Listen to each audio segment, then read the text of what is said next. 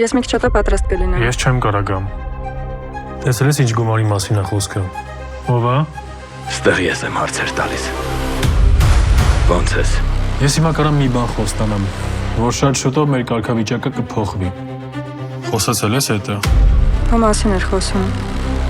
Տարբերակ չկա, պետքա գտնենք այդ մարդկանց։ Կխոսանք։ Հարց եմ տալի։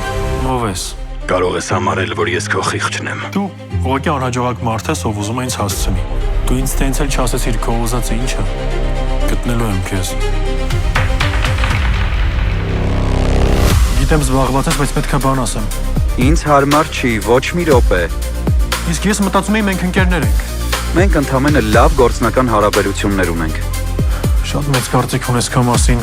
Ինձ մեկ թվում է դու այնքան զբաղված ես լինում, որ չես ուզում ոչ մեկին տեսնել։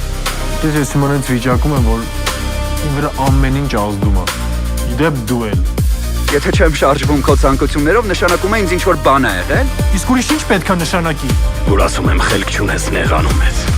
Գիտես չէ՞ որ պատասխան տալու բանը գալու է։ Իսկ ինչ ենք անելու, եթե պարզվի, որ ինչ-որ մեկը արտահոսք է կազմակերպել։ Արտահոսք։ Ո՞վ։ Հա մեկ էլ մի բան։ Սրա մասին թող ոչ մեկ չի իմանա։ Ո՞վ է։ Փրկարարության 9-րդ ջոկատի հրամանատարն է։